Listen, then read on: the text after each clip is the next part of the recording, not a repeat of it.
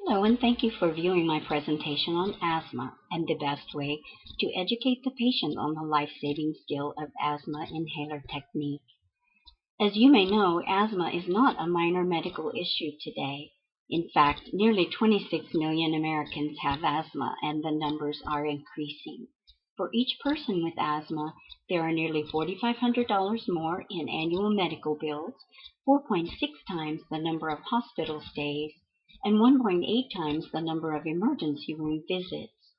In one day, 4,700 asthma patients visit the emergency room, 1,200 are hospitalized, and every day 9 people die of asthma. Not only is correct use of a metered dose inhaler crucial to control, but it can be life-saving in an asthma emergency. Albuterol via metered dose inhaler has been shown to be as effective for an acute episode as nebulizer when used correctly. Yet the majority of patients and providers are using them incorrectly, making what can be fatal mistakes. In fact, only 7% of healthcare personnel in one study could use the device correctly, although 75% of them were prescribers. Meanwhile, only 8.1% of children in one study demonstrated correct procedure. Advanced practice nurses are in an excellent position to raise provider and public awareness and provide direct education and technique. How best to do that was the subject of my literature review. Nola Pender's theory of health promotion states that nurses have considerable interpersonal influence over their patients when communicating directly. For the patient, learning increases feelings of self-efficacy, and the extra confidence supports further learning.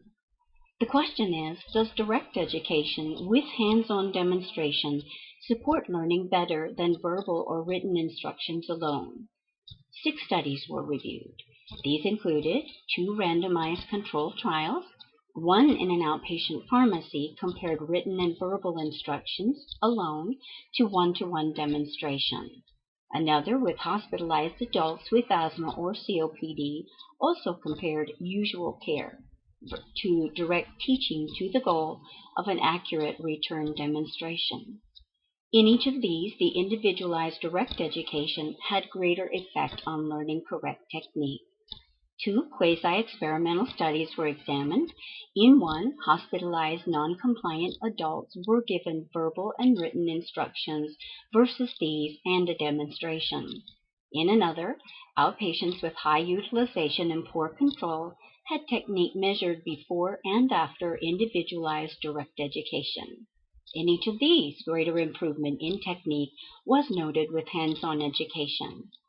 And one observational study of 296 children showed that instruction with return demonstration by the primary provider enhanced retention 1 month later. One research team concluded, after a study of repeated direct education sessions, that the majority of patients do not learn from asthma education. However, a significant percentage did, and that number increased after each repetition. Of course, more studies need to be done.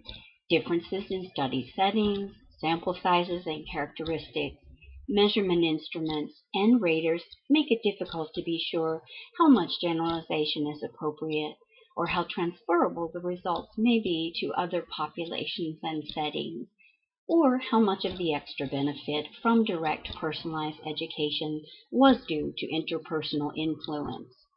But I think we can safely say that direct demonstration is still best. A return demonstration aids retention. The majority of patients may need extra help. We need to make training an essential part of an acute care discharge treatment plan. We need to reinforce inhaler technique at each visit. And before we do any of this, we need to learn proper technique ourselves. Thank you.